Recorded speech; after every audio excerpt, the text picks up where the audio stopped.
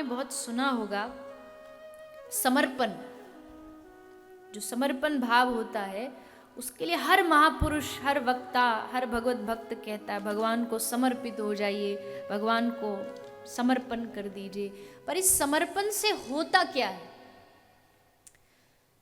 बहुत अच्छी बात कही किसी ने।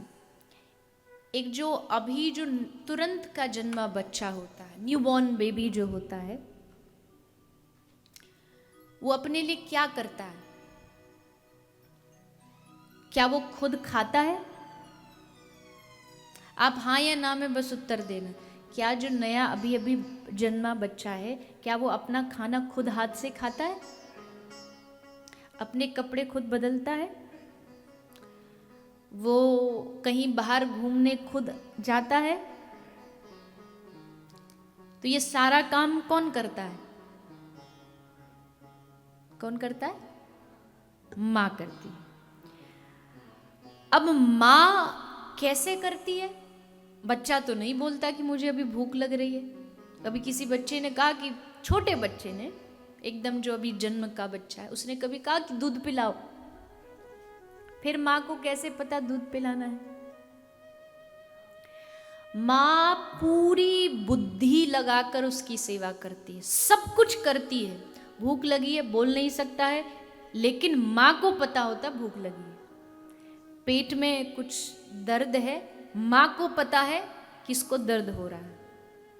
हर चीज उसका टॉयलेट, उसका मलमूत्र सब साफ करना, गंदगी से उठ नहीं सकता, उसका ध्यान भी माँ रखती है। सारा काम माँ करती है। लेकिन फिर क्या होता है? फिर वो थोड़ा सा बड़ा होने लगता है, थोड़ा बोलने लगता है, थोड़ा चलने लगता है।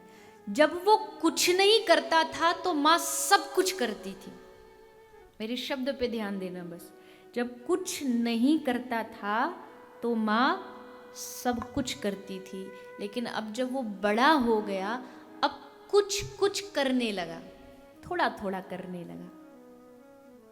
थोड़ा सा भूख लगता है तो बोल देता है, या थोड़ा उठा के कुछ फल चॉकलेट लेके खा लेता है। जब वो कुछ कुछ करने लगता है थोड़ा थोड़ा, तो माँ भी कुछ कुछ करना बंद कर देती है। पहले सब कुछ करती थी, अब थोड़ा थोड़ा कम कर देती है। फिर और बड़ा होता है, फिर वो सब कुछ करने लगता है। और जब वो सब कुछ करने लगता है तो माँ सब कुछ करना बंद कर देती है। अब उसे पता है कि खुद उठेगा, खुद नहाएगा, खुद खाएगा, खुद पिएगा। ये जो प्रोसेस है, ये सेम जो फिलॉसफी है, ये समर्पण की फिलॉसफी है।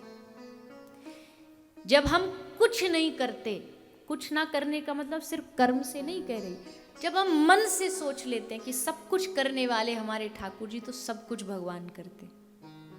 जब हम कुछ कुछ करने लगते हैं तो भगवान फिर कुछ कुछ करना छोड़ देते। और जब हम सब कुछ के ही मालिक बन जाते हैं तो भगवान फिर सब कुछ ही छोड़ देते, अब तू कर। यानी जितना हमारा समर्पण भाव यहां से बढ़ेगा, उतना ही वहां से कृपा बढ़ेगी। ये धर्म का, अध्यात्म का ये लॉजिक है। जितनी परसेंटेज आपकी समर्पण की बढ़ेगी, उतनी परसेंटेज वहां से कृपा बढ़ना शुरू हो जाएगी। अगर हमारा समर्पण 20% है तो वहां से भी कृपा 20% होगी। यही समर्पण जब 50 हो जाएगा तो वहां से 50% जो कृपा है वो आना शुरू हो जाएगी। और जिस दिन यही समर्पण 100% हो गया, इसका एक सबसे बड़ा उदाहरण द्रौपदी। द्रौपदी की साड़ी खींची जा रही है। द्रौपदी ने अभी सब कुछ अपने हाथ में ले रखा है। मैं बचाऊंगी अपने आप को, देखती हूँ इसकी, इस दुशासन की हिम्मत कितनी, मैं नारी हूं, मैं कुछ भी कर सकती हूं। ये लो, पकड़ लिया साड़ी, मैं नहीं छोड़ूंगी। लेकिन क्या हुआ? धीरे धीरे साड़ी हाथ से छूटने लगी। और जब साड़ी हाथ से छूटने लगी, तब द्रौपदी को याद आया कि अब तेरे बचाने से तू बचेगी नहीं। तो फिर समर्पण जागा, और समर्पण जब जागा तो महाभारत में लिखा है जैसे समर्पण भाव जागा, अब तक जो द्रौपदी साड़ी को पकड़ के खड़ी थी, अब उसने साड़ी को छोड़ दिया और दोनों हाथ उठा के कृष्ण को पुकारा। गोविंद द्वारिकावासिन कृष्ण गोपी जनप्रिय कौरवई परिभूता नाम किम न जानासि केशवम। हे केशव, हे गोविंद। द्रौपदी बहुत समझदार है, शब्द देखो, कहती है गोविंद द्वारिकावासिन। पहला जो शब्द लिखा कहा द्रौपदी ने, वो कहा गोविंद, क्योंकि द्रौपदी जानती है गोविंद नाम कृष्ण को सबसे प्रिय है। अब जिस आदमी को जो चीज प्रिय वो आप दोगे तो थोड़ा जल्दी खुश हो जाता है, जल्दी आ जाता है। आपको जलेबी पसंद हो, ढोकला पसंद हो, और आपको हमने बनाई है तो तुरंत गाड़ी लेके पहुंच जाएगा, क्योंकि पसंद क्या सामान है, पसंद का नाम कृष्ण को कोई अब गोविंद नाम कृष्ण को प्रिय क्यों है? नाम तो इतने हैं, मधुसूदन, नंदनंदन, केशव, माधव, कृष्ण, लेकिन गोविंद नाम सबसे प्रिय क्यों है? जानता कोई?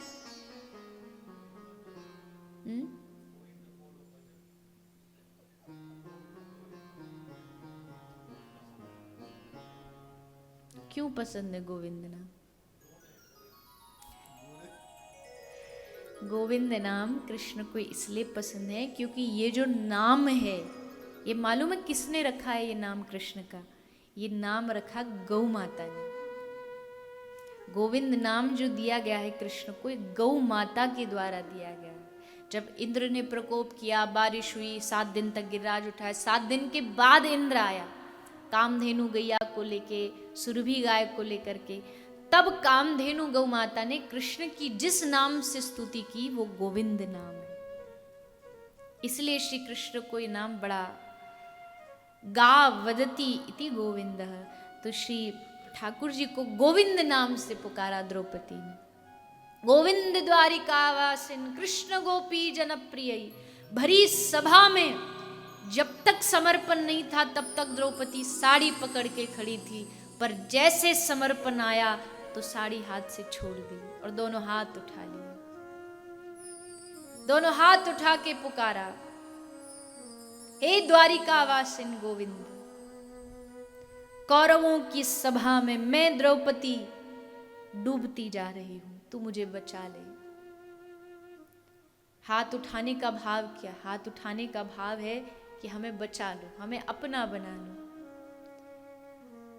हमारे सनातन धर्म की पद्धति है, जब भी भगवान का जयकार जयघोष बोला जाता है, जय जय श्री राधे, हर हर महादेव, तो दोनों हाथ उठा के बोला जाता है। क्यों? क्योंकि जब एक बालक को माँ की गोदी में जाना होता है तो बोलता कुछ नहीं, बस हाथ उठाता तो माँ समझ जाती है कि मेरी गोदी में आना चाहता है। तो द्रौपदी ने साड़ी छोड़ दी, दोनों हाथ उठा करके कहा कि हे द्वारिकाधीश, हे गोविंद रक्षा करो। और इतना ही नहीं, सूरदास ने कहा, सूरदास का पद है, मानो द्रौपदी के मुख से सूरदास गा रहे हैं कि मुरारी मेरो क्या बिगड़े गो, जाएगी लाज तिहारी। हे कृष्ण, अगर तू सोचता है कि मेरी साड़ी खींचने से मेरी लाज चली जाएगी तो तू एकदम गलत है, क्योंकि हम तो नंगे पैदा हुए थे, निर्वस्त्र हो भी जाएंगे तो भी कुछ नहीं बिगड़ने वाला, लाज तेरी जाएगी। लोग कहेंगे द्रौपदी ने तुझ पर विश्वास रख के अपने दोनों हाथ उठा लिए, तू आया नहीं। तो आज मेरी इज्जत का सवाल नहीं, आज तेरी इज्जत का सवाल। भक्त भगवान को ऐसे कटघरे में लाके खड़ा कर देता है ना कि भगवान के पास कोई चॉइस नहीं बचती, भगवान भी एकदम चुप हो जाते।